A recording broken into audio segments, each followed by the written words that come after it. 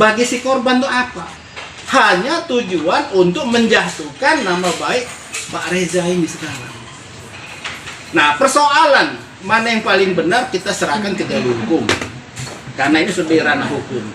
Cuman Pak Reza berserta keluarganya sudah terpuruk secara status sosial. Namanya sudah hancur, tradingnya tinggi tapi negatif arahnya. Kemudian lakukan oknum dosen itu kepada murid. Artinya ada tindakan yang melakukan face to face, berhadapan, melakukan tindakan-tindakan yang kita anggap tanda petik tidak wajar. Nah, kalau Pak Reza tidak pernah ketemu yang begitu, ya, tidak pernah bertatap muka, dek, alangkah cantiknya kau, dek, tidak pernah begitu. Apalagi kata-kata yang vulgar. Itu satu yang perlu digarisbawahi. Dan kedua, kalau saya amati dari pemberitaan kawan-kawan sekalian, ini kelihatan sekali, kental sekali bahwa ada agenda tersendiri, politisasi. Ya, kenapa saya bilang ada agenda tersendiri politisasi? Karena kelihatan sekali anak-anak yang merasa dirugikan itu diarahkan, digiring supaya ke ranah hukum. Anak-anak itu digiring di ranah hukum. Itu oleh siapa? Tanda petik ya. Ada beberapa orang internal Fakultas Ekonomi sendiri yang mengarahkan ke BEM, kemudian dari BEM mengadukan segala macam. Padahal kalau kita lihat ya kawan-kawan sekalian, apa rugi daripada anak itu sebenarnya? Coba kita lihat. Tindak pidana itu harus ada kerugian dulu.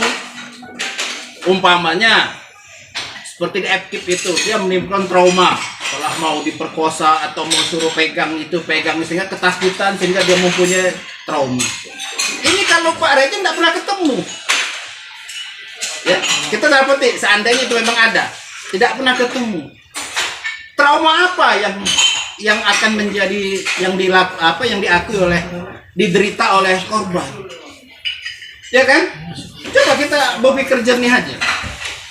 Apa masa depan jadi suram oleh baca SMS itu seandainya kalau memang ada SMS itu? Apa menjadi ketakutan setiap sudut ketemu manusia laki-laki dia menjadi ketakutan? Tidak. Itu tindak pidana pelecehan. Apalagi pelecehan seks yang dituduhkan itu terhadap mahasiswanya sendiri.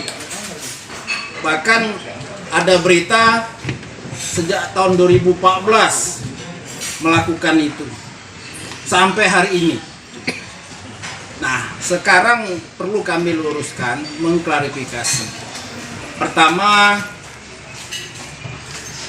klien saya Pak Reza, dampak dari pemberitaan media online, media massa, baik cetak maupun media lainnya, secara status sosial dia sekeluarga sudah sangat terpuruk. Saya baca ada tren di Google katanya paling tinggi orang mencari Pak Reza untuk mencari. Tapi perlu kami luruskan bahwa kawan-kawan sekalian, apa yang dituduhkan itu tidak benar.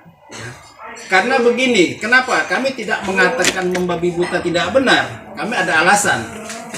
Pertama, nomor yang digunakan oleh pelapor seolah-olah itu Pak Reza itu bukan nomor dia.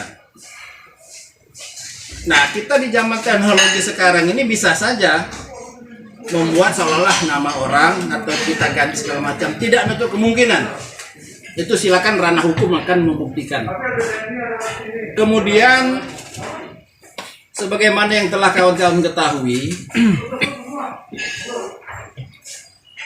kebenaran saja persoalan Pak Reza ini berbarengan dengan kejadian di FKIP. Kalau di FKIP itu beda persoalannya. Karena di FKIP itu secara nyata ada tindakan nyata yang dilakukan oknum dosen itu kepada